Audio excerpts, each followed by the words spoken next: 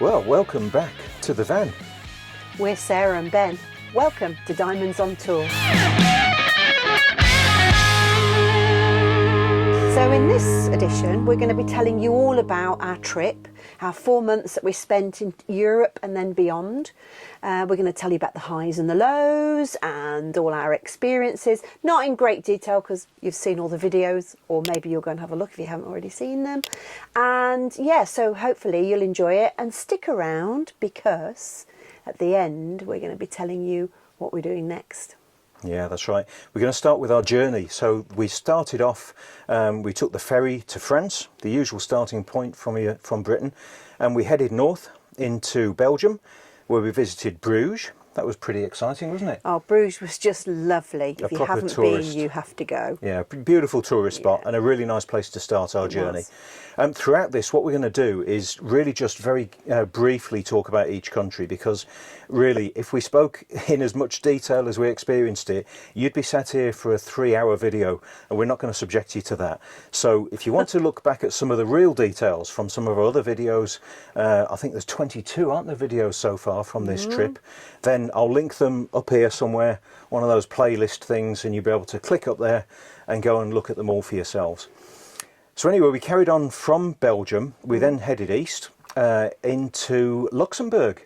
Now, that was a surprise, wasn't it? It was a surprise. I mean, we weren't there very long, but what we did see was really lovely, absolutely lovely. Really nice people, really fantastic walk. I think Luxembourg is a place I've never ever heard anybody say, I'm going to go to Luxembourg on holiday. But you should. It's a beautiful place.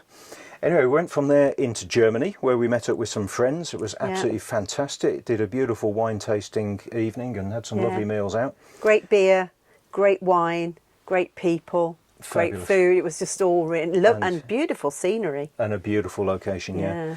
So then our route, we were heading towards Switzerland to meet up with some other friends of ours, and that meant to take the straight line from where we were initially in Germany. We went through that top right-hand corner of France, where we visited Colmar, another beautiful city, and then back into Germany in the Black Forest region, which also was really beautiful. Yeah, that's a stunning place to visit, absolutely stunning. One of the problems we had, and you'll tell this very soon as we go through these countries, is we ran out of superlatives. We really need a thesaurus with us because we saw so much amazing stuff. We ran out of words to describe them. We did, and actually members of our family have taken the mickey out of us since then because of it. So yeah. So anyway, stand by for extra words that we're going to learn on our future travels. Yeah. So from Germany, we then went into Switzerland, spent a few days with our friends near Zurich, and then travelled east through some incredible scenery. Alongside the Valensee was one of the lakes that we saw. Yeah, that's pretty spectacular. And then through Liechtenstein, which we didn't really even notice we travelled through. I think we were in that country for 40 minutes as we travelled through. There were no. I didn't see a sign. I didn't see a sign saying you're now in Liechtenstein. No, there was nothing there. But we were, and then we were very, very quickly into Austria, another super beautiful country. Yeah. But we were on another time schedule. We were planning to meet my cousin and his family right over on the eastern side of Austria. So we only had a few days to shoot right the way across. One experience we had was the way we plotted our travels was that we regularly just looked for the distance we had to travel, and then that gave us effectively a pin in the map to say we need to spend a night here. No idea what was there, so we picked a campsite. You found it on Park for Night, didn't you? Yeah. And we walked into the booking office, and the guy just looked up and says, "Right, you're going hiking?"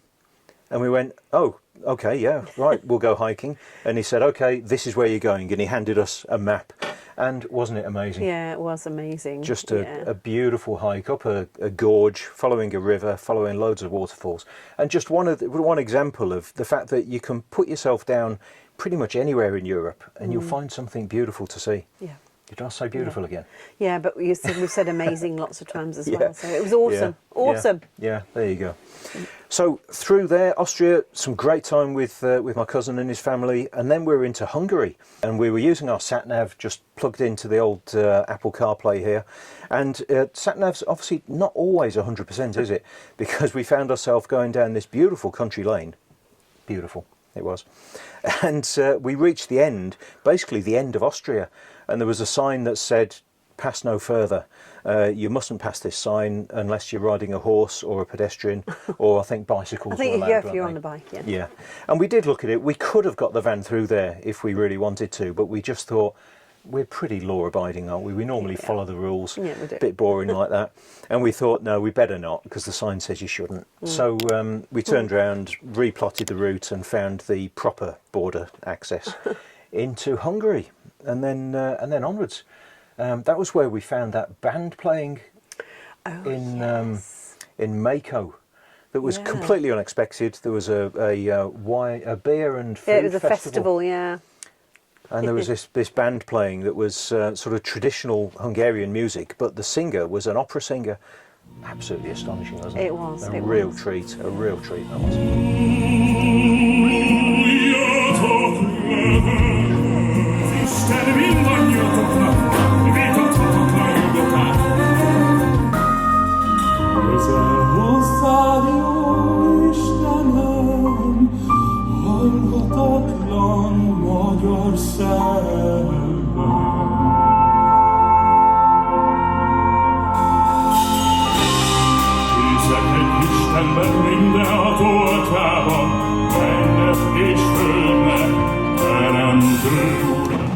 So where did we go after Hungary?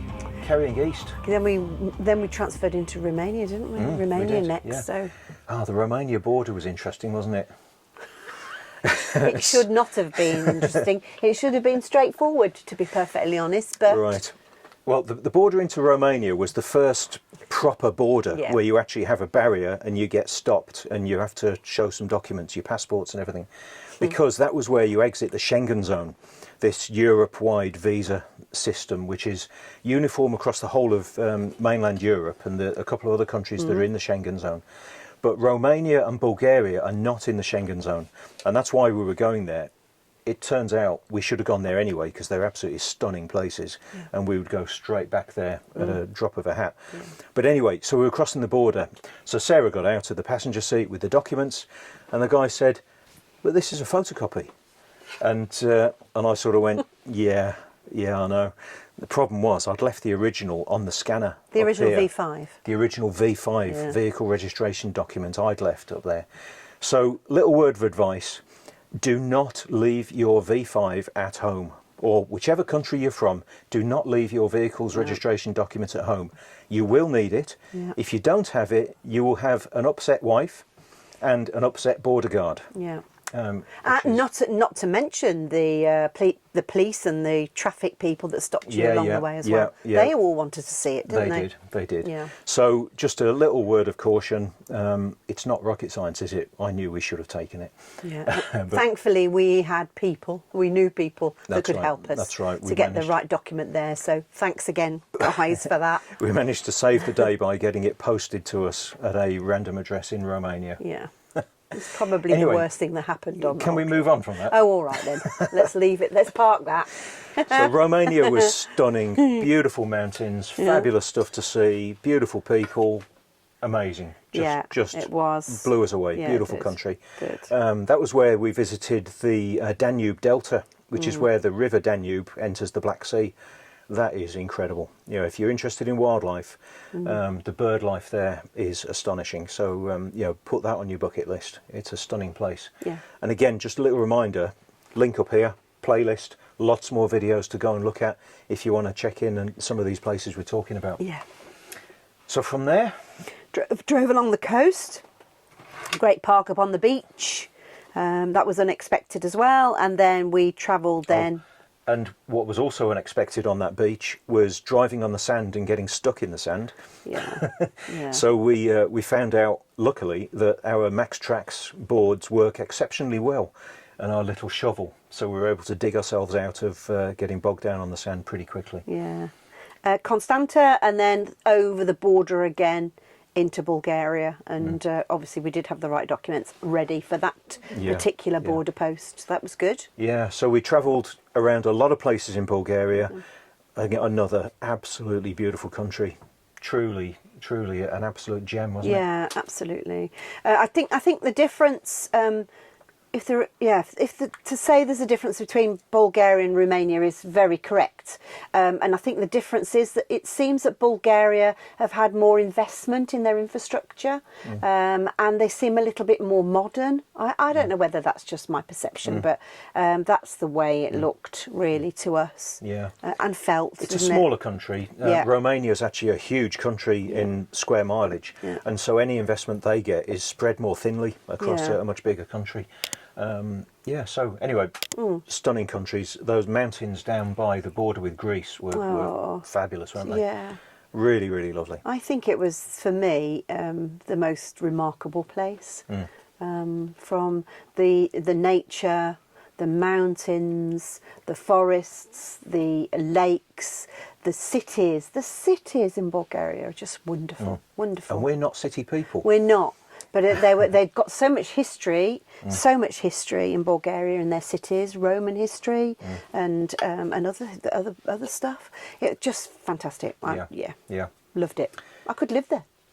Absolutely. So then we couldn't go any further east because we weren't planning to go into Turkey. So we were staying with Bulgaria as our furthest east at the Black Sea. So then we turned back west and headed back towards our next spot that we really had to be. There was a fixed date. Was we had to be at a hotel in the north of Italy, which is where we keep our skis, or we used to keep our skis. We now keep them on the roof of the van. They're in the box just up there. You see there.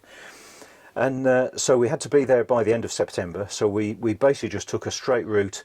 We were going to go through and spend more time in Croatia, but we chose not to for lots of reasons, which you'll see if you, again, click that link, go and look at the video. You'll see why we didn't spend much time in Croatia. We shot through Serbia before we got to Croatia. The main reason we shot through there, really just one trip, took sort of 6 hours, didn't it, to drive straight across Serbia, was because Serbia isn't even in the EU. So our vehicle insurance doesn't cover us for Serbia. So we had to buy a one-off, 1 day's insurance cover. From the RAC? Yeah, little tip there. So we bought 1 day's RAC insurance for £35. Yeah. Camper van motorhome insurance. When we got home, we found a package, membership pack for the Camping and Caravanning Club. And I thought, I haven't joined the Camping and Caravanning Club. So I phoned them up and they said, oh yeah, that's your complimentary 12 months membership with your RAC vehicle insurance. So there you go. If you find a cheap way of getting Camping and Caravanning Club membership, just get yourself a day's insurance with the RAC. Yeah, that's good. So from Croatia we went up to Slovenia. Another absolutely amazing place. Truly a fabulous country, wasn't it? Really, really modern. Very. Ljubljana is a stunning city. Again, I'll say we're not city people. Watch our video on Barcelona if you want to see what we think of cities. But it was beautiful, wasn't it? Very small city, so very compact and super historic stuff there. And we visited the tourist trap of Lake Bled because it's amazing. If you're ever in that part of the world, you've got to go there. And then the mountains there, that's really the start in Slovenia, is effectively the start of the Dolomites Mountains, the Italian Alps. And that is a key favourite of ours. It always has been, hasn't it, from skiing there for the last 15 years, really. So we spent a bit of time there, meeting up with friends. I'm a travelling spirit, I've seen many shores, from the West Pacific to the island of Canyo. They treat me like a son anywhere I go. And even though no one can tell, I still feel... Then onwards, we had another date to make in the south of Spain, didn't we? It was our next kind of fixed date. So we flew through the south of France. Oh, that was one thing about somebody we met. The various people we met. As we entered France, we were pulled over by a border guard. Now, Italy to France isn't a place you would normally expect there to be a border post. But there was. We crossed quite high in the mountains because we wanted to avoid Monaco and that sort of Riviera area. So we were up high in the mountains in this little village, and there was actually a border post. And we got stopped And the guy came over and he said, "Oh, can you open up the van?" So I dutifully opened up the van, and he came round and had a look inside, and he said, "Oh, thank you very much." He said, "Sorry to stop you, but I just wanted to have a look in the van because I've got 3 kids and we're looking for a camper van, and I'm just researching the various layouts that people have to be able to fit a family of 5 in a camper van." So we thought, absolutely great, happy to help. And he led us on our way, didn't he? Very good. So, yeah, onwards through France into Spain, and we travelled south in Spain. We avoided the kind of Spanish holiday resorts. We did have a park up on a beach that was very lovely, wasn't it? This is one of the things about the flexibility that van travel gives you, that we pulled up on this beach. We had no idea what it was going to be like, and as soon as we saw it, we just said, right, we're going to stay a few days here, aren't we? Okay. Spain really surprised me. I've never been on holiday there, but I know lots of people who have, and they've always talked about their resorts and things. So I suppose I was expecting that, really. Lots of high-rise buildings in busy resorts, but I guess we skirted around those, avoided them, and we saw some amazing places in Spain. I think it's a beautiful country with so much variety. The food's fantastic, I have to say. I love tapas.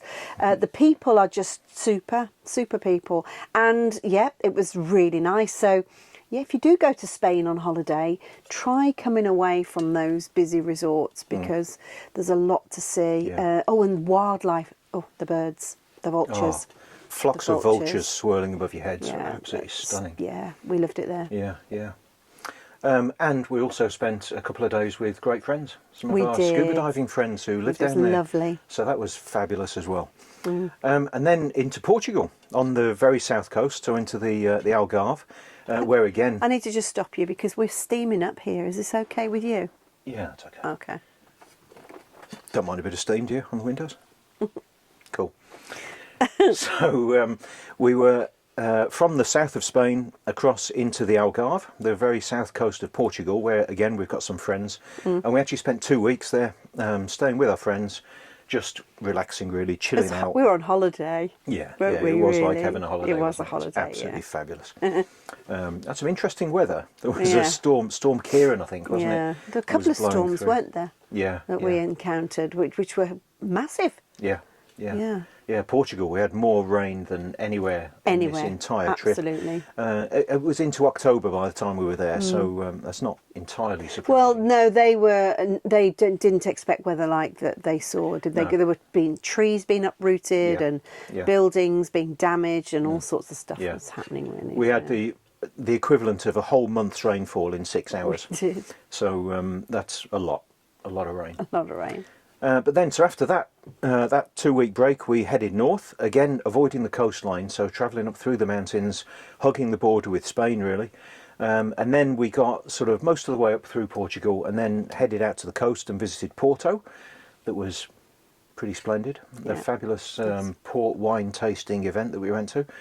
That's well recommended. And then we headed, then we got stuck, didn't we, in a little tiny village. More about that in another video up there. And we mean the van got physically stuck, not... Yeah, wedged. We weren't captured there or anything like that. No. No. So then out of the north of Portugal into the north of Spain, and we travelled across the northern Spanish coast. So more fabulous sights across that north coast of Spain, and then we went into France for the 4th time. So we'd sort of dipped into all 4 corners of France on this trip. And we visited a town in the south, in the sort of foothills of the Pyrenees, and then went up, stopped at a vineyard in Bordeaux. Definitely recommend that. Excellent way of travelling in a van, that you can park up at a vineyard and free of charge, free camping for the night, and then you end up buying some wine, don't you? Which is well worthwhile. You do. And then up and to Calais and home. Yeah. And that was our trip around Europe. It was fantastic, wasn't it? It was great. It was Yeah. absolutely great. Great shakedown trip. Yeah. We learnt lots about the van and how things were working. We became more and more confident as we sort of went on Yeah. the journey, really. And in fact, that played out in the type of camping we did. So Yeah. in the first 6 or 8 weeks, I Yeah. suppose, we did quite a lot of campsites. Yeah. We weren't we weren't really that brave to just park up at in lay-bys or sort of more casual park-ups. I think that was me. Ben's being kind. I wasn't terribly keen on doing that. Yeah, I wasn't ready. Yeah, but yeah. by the end of the trip, it was fine. Yeah, absolutely. I was enjoying Absolutely. it. Yeah. So that meant our budget got a little bit more of a hammering in the early weeks, but really no problem. So we've got some notes here about the things that we wanted to talk to you about. I think we've spoken about places we'd visit again. I think that the answer really is we would go back to any of these places again, Yeah. probably with the exception of Barcelona. Sorry, Barcelona. But all of these places. It's a bit sad, really, and lots of people do like Barcelona. It's just, it was not for us, really. Yeah, it was yeah, just yeah. too madly busy. It was really so Yeah, busy. We do like the mountains and the countryside. So we travelled 8,500 miles during this 4 months, which works out at about 70 miles a day, which isn't a huge mileage. But of course, a few of the days we were doing no miles at all, so we were doing a lot more miles on some other days. And we actually found that I think we could have slowed down. We could have done a far shorter trip in 4 months and spent a lot more time. Yeah. I mean, we could have spent another 2 months in Bulgaria, couldn't Yeah, we could. Easily. And we should really. We did the island trip, and we did that in 2 weeks around the coast, and said we must learn from this experience Yeah. because Yeah. you know we just tried to get too much in a short period Yeah. of time. So we should have known better. Really, Yeah. it was too ambitious. Yeah. We had got that Schengen thing that we needed to get out and spend the time. We chose Romania and Bulgaria, Yeah. but it was just overall we were moving a lot. And but no matter, because we can always go back and do special places again. And we did have some fixed points where we had to be certain Yeah. places at certain times, Yeah. which was great because we were meeting up with friends and we were doing great stuff. Yeah. And that gave us a framework It did. that we were able to build the rest of the tour around. Yeah. Right, so excuse me referring to these notes. I've just got some numbers I want to quote to you. So we used 404 imperial gallons of diesel, which is just under 500 US gallons for those of you watching over the sea there. And that's 1,800 litres of diesel. This does about 21 miles to the gallon, to the imperial gallon. We kept within our budget. We'd set ourselves a budget of £2,000 a month, and we kept within that pretty well. That was okay, wasn't it? It was okay. We did hammer it more at the beginning because, as Ben mentioned, we were doing campsites. We also enjoyed time out with our friends that we met, and we saw more of those at the beginning as well. So, yeah, we spent more on eating out ourselves and drinking out ourselves. I think we were still in holiday mode. So at the start of this, it was that we were on holiday, and of course actually we should have been looking at it more like it was a new lifestyle for us. So we did hammer the money a bit at the beginning, but eased off, and we still managed to keep it within the £2,000. Yeah, we stayed at a few of these places which are restaurants where they allow you to park on the car park free of charge, on the understanding that you spend a bit in the bar, buy a drink, buy a meal. And of course, we found out we actually spent more on those meals or drinks than we would have done paying for a campsite overnight. So, yeah, it sounds nice. It is nice. They are really, really good. But just understand it doesn't mean it's free because you will end up spending some money. Yeah. Now, we used a Revolut card for managing our money on this trip. There are other cards available, things like Mondo, but they're all the same. We found Revolut to be really good, didn't we? Yeah, we did actually. Very handy, very efficient. That's the word I'm looking for. Super efficient, all Super operated efficient. through an app. Yeah. We found that we could probably get the best exchange rates with the euro and the other currencies that we had to use over there. One thing that was worth remembering though is it does need an internet connection on your phone if you need to do any of the sort of management of it, so changing the currency that you're using or topping it up. And we found on a couple of occasions that we crossed a border, and then in the next country we didn't have an internet connection because of the data on our phones. Yeah. So we were found that that we were basically trying to pay for something in the wrong currency, which obviously doesn't work. So that's just a thing worth noting, that before you cross a border, while you've still got an internet connection, you've got some data on your phone, that you change the currency to whatever you need in the next country. Should we move on to a few things that could have gone better? Don't want to call them Yes. problems, but because we didn't really have any problems. No. But there were a few things that we could have done better. We've already mentioned the V5, the vehicle registration document. I don't want to talk about that anymore. And I definitely don't. Just don't forget your V5. We've used some suction cup mounting fixings in our bathroom. They're just IKEA things, and they work really, really well. One thing is, if you're parked at 2,333 metres altitude in the Italian Dolomites, all those suction cup things fall off your bathroom walls, so and get broken, unfortunately. Yeah.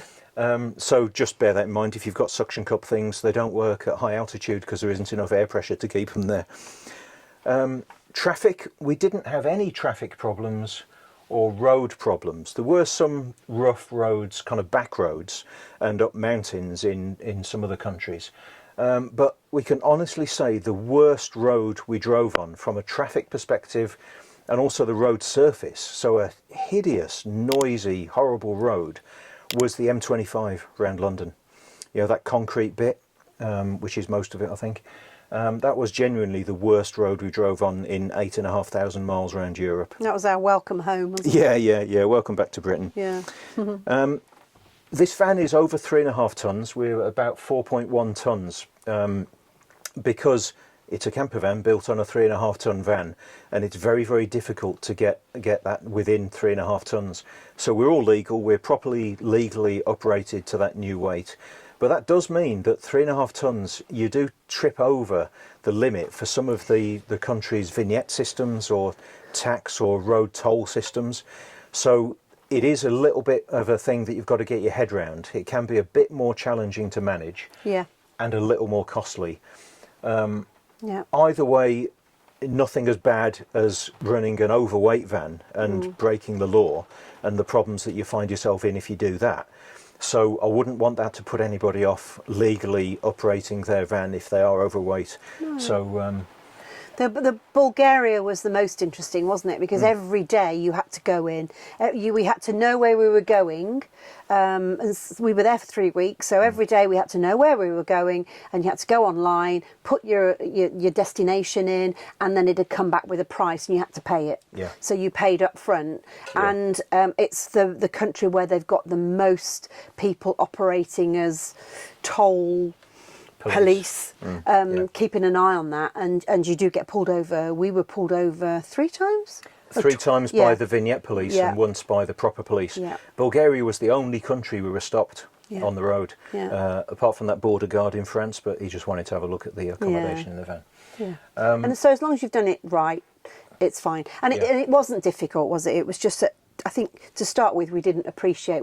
We had to research it. So Yeah. you need to be able to get on the internet to research. Yeah, download an app, all that stuff, as usual with everything these days. If you're interested in van weight, put a link up here. I've got a whole video telling you all about how to get your van weighed and how to get it changed, the weight upgraded so you can stay legal, be insured, and all the rest of it. So talking about weight, when we arrived back, we did sort of have a think about what we got on the van that we really didn't need to have, that added to the weight. I mean, it's it's an overall thing, isn't it? And we had a pressure cooker that we hadn't used, and that was because we had never used it and we didn't really know what to do. Yeah. And I had this idea I was going to blow the roof off the van, so that wasn't a great thing. We've since learned, and that will be coming back with us. But we had a superb barbecue, a gas barbecue, and we used it once on the whole trip, and that was mainly because we'd put in the air fryer, so you didn't need the barbecue. So just one last point on that barbecue. It's a fabulous gas-powered portable barbecue. It'll be going on eBay very, very soon. So if any of you are interested in a really fabulous barbecue, Used once. used once only, and it features in one of our videos, so you can see it working, then hit us up with a message, and we'll let you know how you can take that off our hands. One other possibly negative you could talk about this was actually homecoming blues.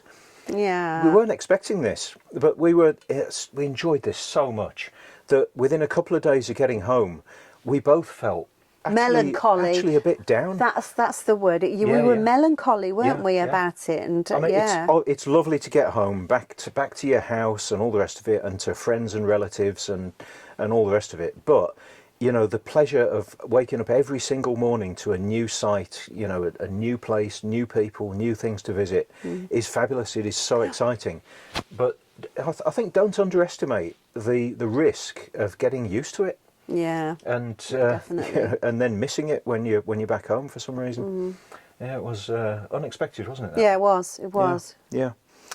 The other sort of negative point, we're not going to dwell on this because anybody who travels knows all about the really awful stuff that we've inflicted on ourselves by leaving Europe. We're in Britain. We used to have the right to roam everywhere in Europe for as long as we liked. Indefinitely, we could just roam around freely around the whole of Europe without any visas. We also had, with our mobile phone companies, we had data roaming, so we had exactly the same data plan as the UK, you know, whether that's unlimited data or whatever, applied across the whole of Europe. Well, all of that we've thrown away. We don't have those rights anymore, so we're now classed from this visa requirement as what's called a third country. So we can only spend 3 months, 90 days in Europe. It's a nuisance. It isn't it? really is. It's a terrible. Yeah. Anyway, we said we're not going to dwell on it, so let's But move you on. mentioned the internet, and I think it's worth saying about the internet. Yeah. We really did struggle with that, and we did. and it cost us quite a bit of money extra. Really, that came out of the budget, didn't it? Yeah, it did. That we didn't expect. Yeah, we're planning to get that sorted, but we'll be talking about that more. Yeah, yeah. On other videos. That's one of the modifications we're going to be making to the van from what we've learned in this European trip. Yeah. This was always going to be a shakedown trip. You know, we spent 2 years building this van. Yeah. And there was always going to be things that we need to modify or change. The first on that list is the toilet. We've got a chemical toilet at the moment in here, and we found that to be pretty inconvenient for lots of reasons. So we're changing to a composting toilet. Our videos over the next few weeks until our next trip are all going to be about modifications and changes we're going to be making to the van. So the toilet is going to be one of those videos. So stay tuned, subscribe, and you won't miss those if you're interested in toilets. Slightly niche subject, but Very important. it's I super find. important. We all need them, Yeah. don't we? Yeah. That's one thing we've all got in common. The other thing was that in some of the hotter areas, we found that the van does get hot. So we are going to be fitting an air conditioning system, not before our next trip, and you'll find out why in a minute why that is. Yeah. But in the summer, when we're back from our next trip, we're going to be fitting air conditioning so that we're better prepared. So again, stay tuned. You'll hear a lot more about that very soon. The shock absorbers on the van, I'd already upgraded the suspension with Sumo springs, which are amazing. But because we are over 4 tons now, the shock absorbers are really feeling it. This van's done 110,000 miles now on its original shock absorbers, so they need changing anyway. So we're going to upgrade those to slightly stronger ones to get us a little less bouncy and wallowy. You're going to turn the wheels round as well? Yeah. So when we got back, we've done 12,000 miles now on these tyres. They're BF Goodrich all-terrain KO2 tyres. And I tested the tread depths. The rear tyres have got about 3 millimetres more wear than the front ones. So I'm going to swap them around to even out that wear. Just a worthwhile thing to do. Is that all the braking down the hills, Ben? It's not the braking, it's cornering with a lot of weight on board. Yeah. Oh, I see. Yeah. Okay. We also need to do a few repairs to the side steps that are built on the van. That's because he smashed them Yes, well, smashed is a big word. on a couple of occasions. Scraped. I like to say we gently kissed the side of No, the they're road. dented. They're seriously dented. Yeah. So I do need to do a little bit of welding to fix those side steps.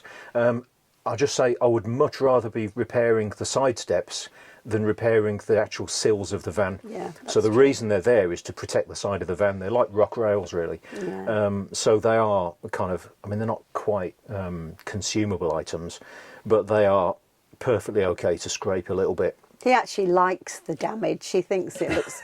I think he thinks it looks hard. It just, Yeah. it's what it's designed for, Yeah. isn't it? It's cool.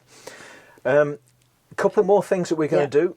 I'm going to have an extension on my kitchen counter because I've lost some of the space to the air fryer. So I'm having a flap that's going to go up and down. Yeah, a little bit more counter space. Yeah.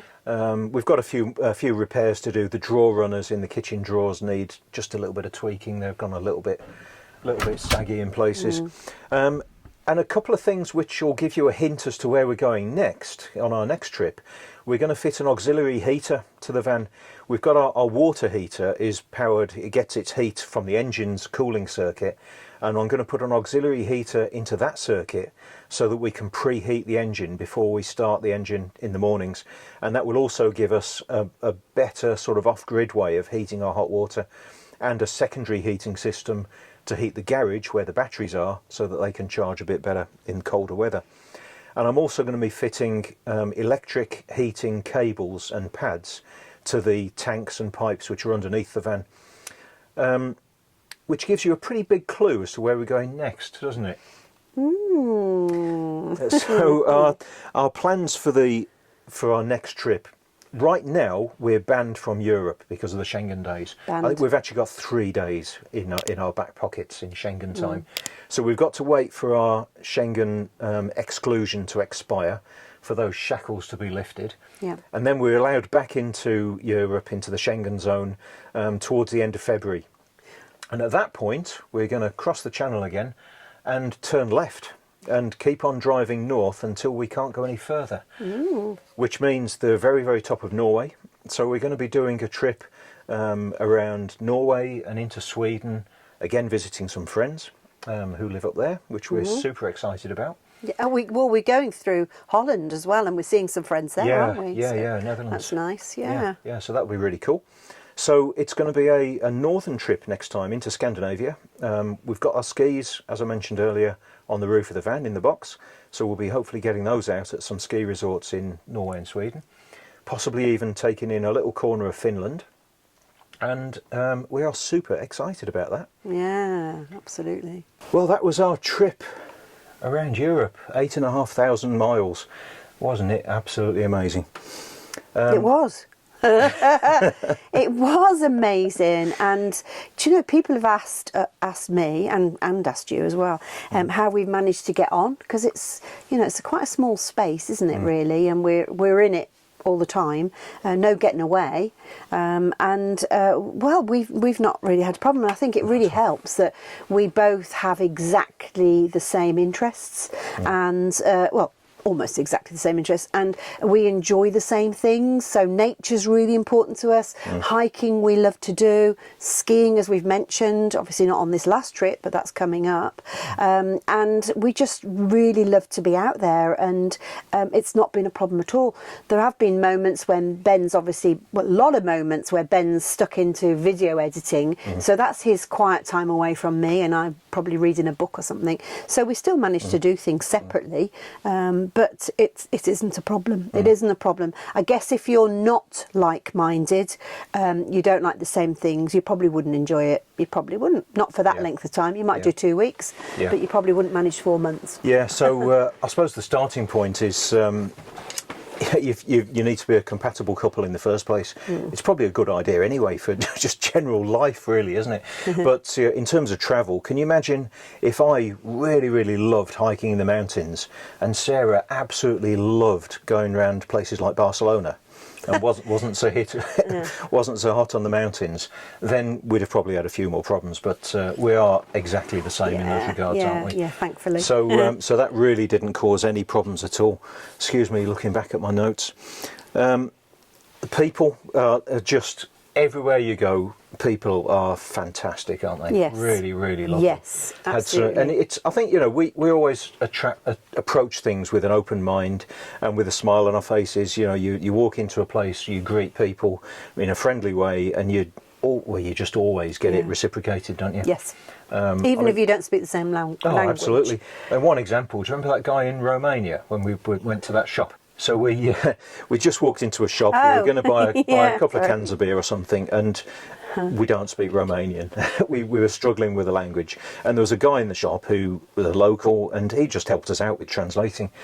Well, needless to say, probably 2 hours later, we were at his house with his wife, looking around his garden, looking at his chickens, all this food he grows, and they were feeding us and giving us drinks. Yeah, lovely. And that's just the sort of thing that happens. You know, people are just amazing, Yeah. right across the board. Really, really fabulous. Yeah, just travel with an open mind, with no preconceived ideas, and the world is a fabulous place. Get out and see it. Right, that is it for this video. Check back next time. Might not be next week because we have got a bit of work to do now. I think the schedule of videos over the next 2 months are going to be a bit slower because we've got quite a bit of work to do on the van, and we're not travelling, so we haven't got the regular travel schedule to update you all on. But check back as soon as you can, subscribe, like, and click that little notification bell, and you'll be told when we've got our next video out. And in the meantime, we've got lots more videos online. Check back at the playlists up here, wherever it was, and you can be able to replay all of our European tours, even watch the van build videos and other trips that we've done. See you next time. Bye.